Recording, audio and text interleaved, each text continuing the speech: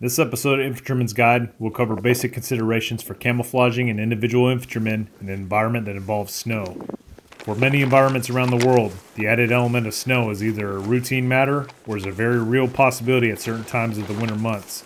The infantryman needs to be able to adapt to these conditions to ensure he blends into the given environment, making him less detectable and a harder target for the enemy, thus making him more combat effective. First, let's focus on camouflaging our person. There are two types of snow camouflage garments that are most common for infantry around the world. The first type is a two-piece suit consisting of an oversized parka and trousers. These are generally overgarments that are worn over your existing uniform and are made of a lightweight, quick-drying material. These outfits can vary from being a solid white to having some type of camouflage pattern depending on the country of origin. The second is a white-based poncho that is thrown over the body to plus up camouflage when needed. Both the suit and the poncho are made from the same type of lightweight, quick-drying material and are both compact and easily portable for easy use when needed. Additionally, they generally have an oversized hood that will fit over a standard infantry helmet. When using snow camouflage, however, you must know how and when to use it. Just because there's snow on the ground does not necessarily mean that we want to dress from head to toe in winter over white camouflage. If the white of the snow is the overwhelming prominent color in the environment, then yes, wear your complete suit or poncho from head to toe. However, often there are times in the environment where the snow covers the ground, but does not cover the trees and the rest of the above ground vegetation.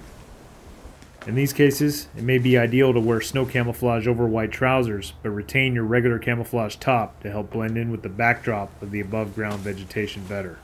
This type of configuration is best for movements when you're primarily going to be either standing or kneeling. Obviously, the downside of this is that you will not blend into the snow-covered ground when you're going prone.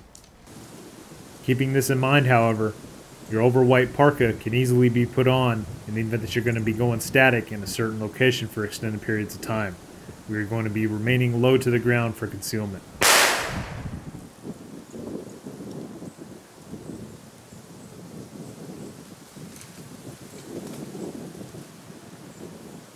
Now let's move on to the face. Just like other environments, the natural skin oils make exposed skin stand out. Skin will also stand out at night if exposed to moonlight or the illumination of a flare. The easiest way to camouflage a face, as well as provide warmth to a face in an extreme cold weather environment, is to wear a ski mask or a balaclava. Keeping in mind the different snow-covered environment conditions we talked about earlier, it may be more practical to have a standard OD or coyote mask as opposed to having an all-white mask to be more universal. However, obviously an all-white or snow camouflage-oriented mask would be ideal for a heavy snow-covered environment. Another major factor to consider while operating in a winter environment is it's essential to reduce warming layers while on the move to help manage sweat. For this reason, having something on your face like a ski mask isn't ideal while on the move, and generally it's stripped off prior to stepping off. This leaves your face uncovered and exposed, leaving you more vulnerable for detection by the enemy if not properly camouflaged. For this purpose, the application of camouflage face paint can be used to help break up that very recognizable human face. For a snow-covered environment, you want to use the white in the shadow areas, such as around the eyes, under the nose, and under the chin, and dark color in the shiny areas, such as the forehead, cheekbones, nose, and chin.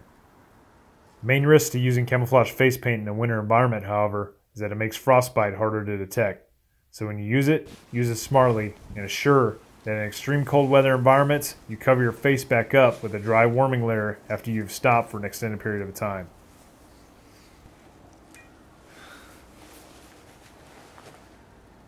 For your hands, you'll most certainly be wearing either gloves or mittens depending on the temperatures. If needed for additional camouflage, there are winter over white mitten covers that can be put on over your normal mittens to aid in camouflaging your hands.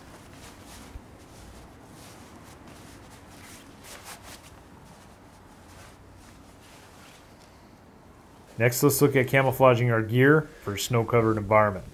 Generally, our gear is not already camouflaged for the snow because most grunts use the same web equipment year-round. To help break up our existing gear and make it blend in better in the snow-covered environment, we can simply wrap cut-up strips of white cloth around our gear or tie it into the molly webbing. You can also use things like white medical tape or rolls of camoform as well. Sustained infantry operations often require the use of a large pack or ruck. plus up your camouflage in a snow-covered environment while wearing a pack, or to conceal your pack while it's on the ground, you can simply put on a pack cover that features either a snow camouflage pattern or that is all white.